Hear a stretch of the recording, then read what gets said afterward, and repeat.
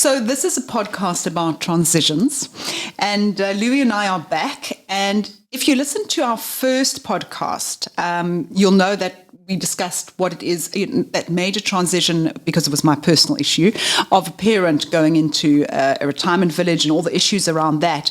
But Louis, what I wanted to talk about today is planned lifestyle changes. When you have decided you want to live a different life.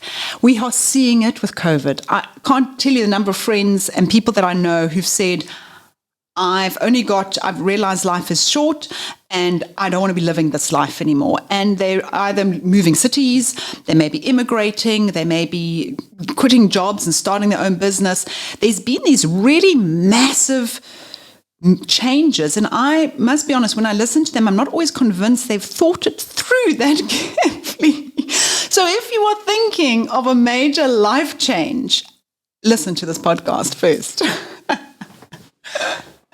So let's start with it. What if I came to you and I say, listen, Louis, I'm out of here. I'm cashing in. I'm going to go and live in some little dorpy, I don't know, Greyton, I don't know, somewhere, some little village.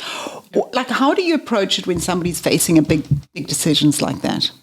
Maya, I think we have to start off to say that any life transition can be stressful and can be difficult. If we impose it on ourselves, if it's positive or if it's negative, it's equally stressful. And we tend to go through the same 4 stages. So think of this person that's moving to Greyton. They are probably in the anticipation stage, which is the first stage of the 4 stages. The second being ending. So they have now sold their property and they have moved to Greyton. There's no going back. Then there's passage. There's kind of the messy middle where you get used to this new life. Maybe out of the city, a new community. There's things that you've lost and there's things that you've gained. And then over time, you move to the new normal, right? You are now a resident there and you're happy with how it turned out and you go into a new transition. So let's talk about the anticipation phase, because people often show up as invincible. And what we mean with that is that they only see the positive. Like, I'm going to move to Greyton and I'm going to have no stress and my relationship's going to be wonderful. And my kids are going to visit me every weekend and it's going to be the best decision that I've ever made.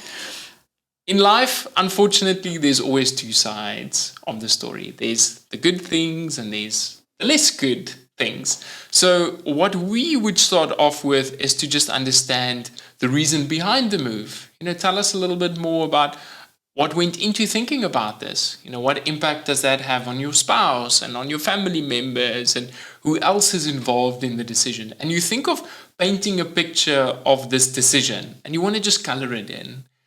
Because sometimes it comes up that someone hasn't thought this through and they're just rushing into maybe getting away or, fleeing towards something. And rushed decisions is almost always bad because we don't spend the time looking at the impact.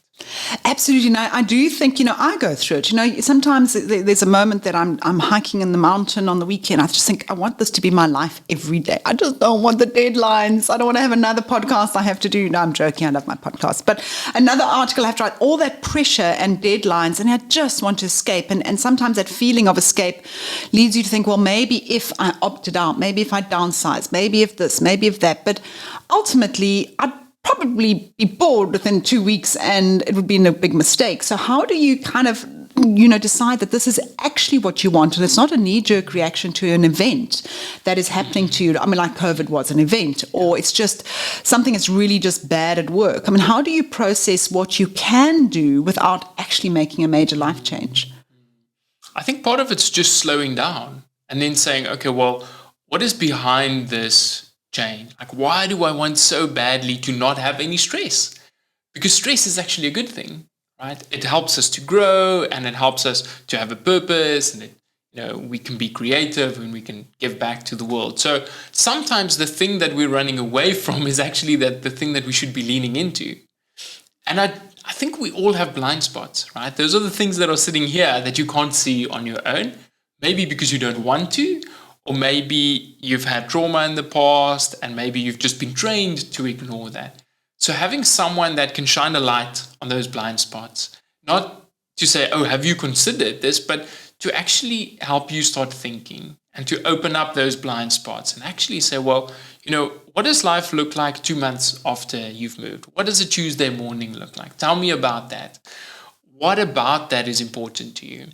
And if you think of the layers of an onion as you want to start peeling away at that, you want to say, okay, why is Grayton so attractive to you? Sitting on a Tuesday morning at a coffee shop, enjoying the newspaper, like how is that different from what you have today? Because then you can start looking at the comparison. And in life, we only have trade-offs. If you give up something, you gain something else, but you also lose something.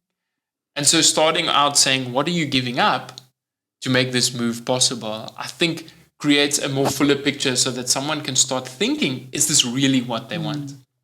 I know Kim Protkita, she's another financial planner. She always says she gets people coming and they're going to retire. And they live in the city and they're going to retire to the coast. And the first question is, why? Have you ever spent any significant amount of time at the coast? No, but that's what you do when you retire. And she says, well, find out if you actually want to live at the coast. You may not actually enjoy it very much. So I think we do have pictures in our heads of what our lives are going to look like in a specific place. That place will solve our problems rather than actually saying, well, what is it about where I am currently that's I'm unhappy with that I could change? And where do you think sabbaticals come into this as well? Your face lights up. You like that question. That was unexpected. I did not expect that, and that's why I'm smiling. I think sometimes it's just, are you living life on autopilot? And are the decisions that you're making someone else's or society's decisions? Or is this really what you want? Sabbatical is interesting because you're almost saying, okay, I want to take a break from what I'm doing. And then you have to ask, like, why? What's difficult from what you're doing now? Why do you need this break? There's a lot of people that find so much value in sabbaticals, and it's almost a reset. And I would say if you have that need, lean into it and start understanding what is it. How else can I get the benefits of a sabbatical, but maybe not doing a sabbatical? Because it means I'm giving an income, and that has different trade-offs. In the financial transitionist world, we use a tool called managing expectations. And there we unpack the impact that this has on other family members. So, taking on a sabbatical, you might say, okay, what do you expect to gain from this? But you can also ask the spouse or the partner, how do you expect this to look like, this sabbatical? And just getting people to verbalize what they actually mean, you can start challenging it and you can get them on the same page. Because I think with sabbaticals, you can resign very quickly. You can say, okay, I'm going to take a sabbatical. Sometimes it could just be an easy way out to gain permission to not do anything for that time. So that's a very interesting one. I think if you have the financial resources, then absolutely create a life by design, not just on autopilot. And I think also if you're going to take a sabbatical, have a plan for it. It's not about, I'm going to do nothing. Yeah. So my husband actually did this. So the reason he left a company he was working for and he was burnt out and he didn't want to go straight into something else. So we looked at the finances. He was paid out. He got a lump sum and we said, right, how long can if we cut back a little bit, how long can we survive? And we had a plan and I think it was 7 months or so that he could afford not to earn an income. But that was a family discussion and we all discussed it. My children were included in that discussion because this is what we're doing. We wanted to make sure that they understood that financially we had made that we weren't being crazy and taking on debt or anything, that this was planned for, and was it was done as a couple. So how important is it when you're wanting to make a big life change? Moving, immigration is of course a huge one at the moment. Having that conversation with your spouse, because that's a big part of it, and your kids. That's probably the number one thing that we see in clients, that lack of communication when it comes to money. Money is still a taboo topic. It's almost easier to talk about sex than what it is to talk about money these days. So we have to note that, your first money memories start from the age of 7. So you can think back of how you grew up with money and how your parents communicated with money. And almost always it's not about the money, right? It's the emotions that piggyback on the money. It's what the money brings. It's power or security or decision making or vulnerability. Hey, I have this amount of debt. So we go through a process where we help clients to have better money communication skills.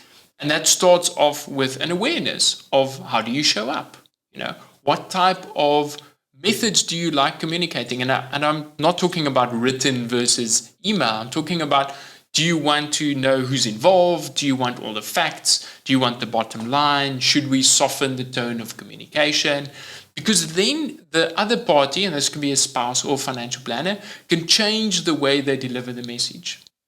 And think about it, if I deliver a message to you that you are more likely to receive, it's so much easier than just talking past you and, spitting out all the facts when you might be someone that takes a softer approach. And, how does this money make you feel? And, what's important to you here? So I think communication in any relationship is the bedrock of that. If that's about money or your life decisions, they're all intertwined. We can't separate the one thing, because if your communication around money is bad, then probably there's other areas in your life where communication's also not great.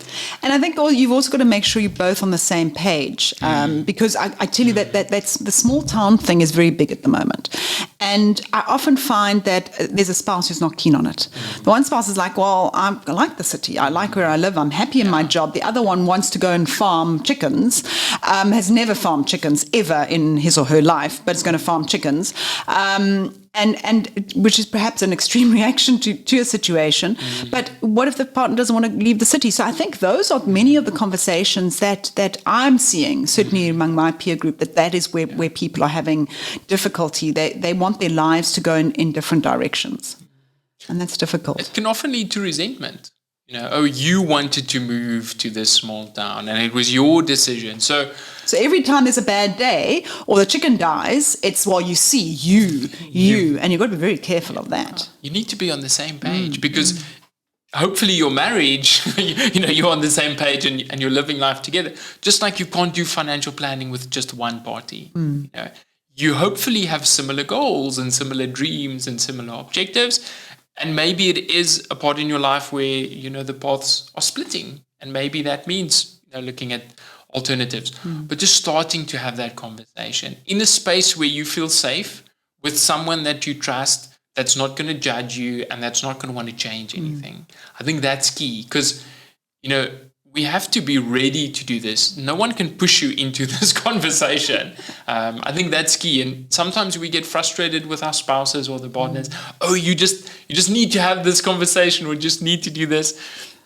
We can't control their reaction. We can only control the way we show up and the way we approach it. So I would say in that scenario, maybe try a different angle of attack. Try a different way of communicating. Keep coming in until you figured the angle. Yeah.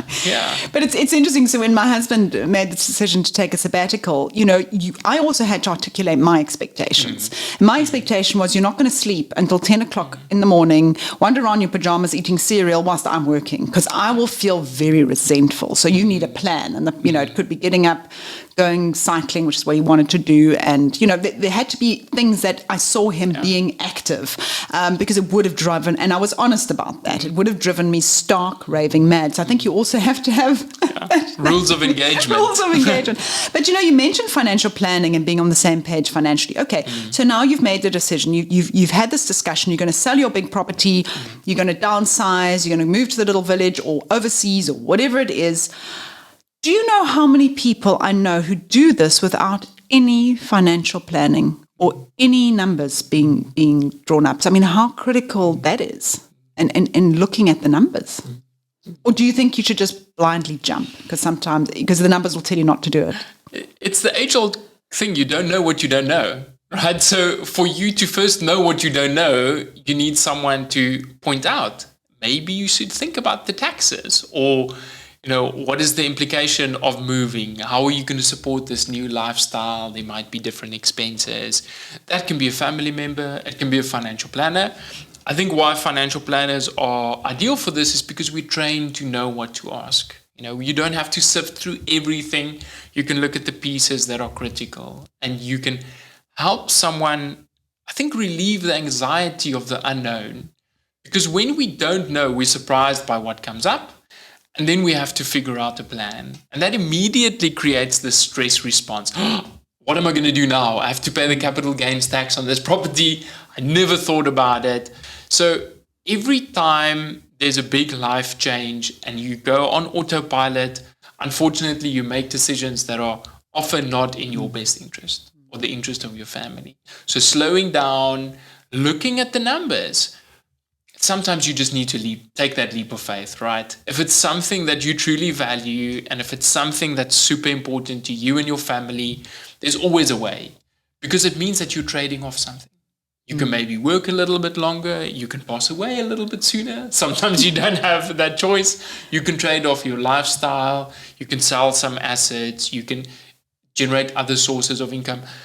When there's options, I think there's hope. And so for a lot of clients, sometimes they don't see the options in a scenario where they feel like all the options are gone. And so the role there of a financial planner is just to have a little bit of hope and show them, well, actually, there's a scenario where this turns out well. And most of the time, life works out. But don't just follow it blindly. Well, I think you said to me earlier, you said you can have anything, but you can't have everything. And that's what it is. It's about sitting down and saying, right, this really matters to me. Okay, why? And what is now the how? So, and I think you're so right, because just by planning, if you just close your eyes and go and jump, and on autopilot, you don't look at it, you're going to miss easy wins. And those easy wins will make your life easier. So absolutely make the plans. And if those numbers look at you and they say, you're not doing this, the numbers are not adding up, that doesn't mean a no. It means, what am I needing to do differently to still achieve it? And I think it's a very different spin on it. But I think what I find is that a lot of people are so scared to look at the numbers, to open that lid and look at the numbers, that they just keep the lid on, make the leap, and then deal with the consequences afterwards, which can be quite, that is actually where the financial problems generally come in. Maya, we see the flip side out of interest. We see someone stuck in deciding, that analysis paralysis. They would look at all the different permutations and then they would never make a decision. And if you look at the work that George Kinder does in life planning, the whole objective of life planning is to help you reach your life goals in a shorter amount of time than you would have reached it without working with a life planner.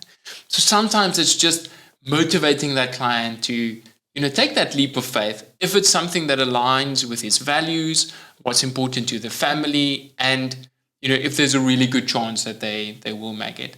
I think in our client base, our motto is live life fully now. So we see the opposite. Someone wants to over save.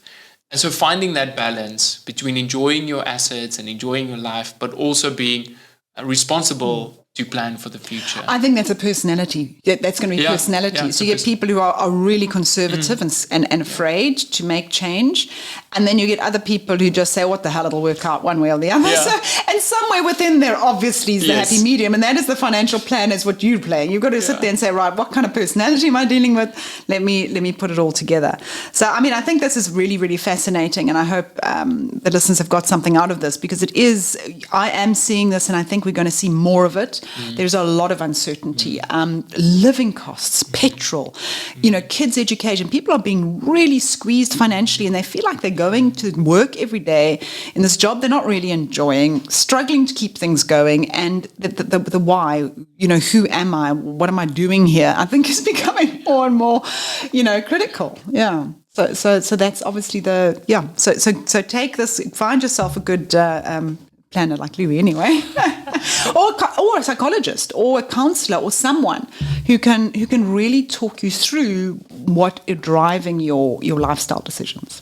Maya, I think this talks about wellness. Are you happy where you are now? Sometimes you need the help of a professional psychologist. Sometimes you need a coach. Sometimes you need a counselor. Sometimes you need a technician. And on that spectrum, I think everyone can benefit from those relationships, but you have to start doing the work on yourself. Like your husband taking that sabbatical to heal and go through a place where, he doesn't feel burnt out and gets excited about the future. And so I think we have to hone in on that, to pick up the signs when someone might not fulfill that wellness that they ideally want to. And it's just being there to listen, picking up on the things that are worrying them. Yeah, absolutely.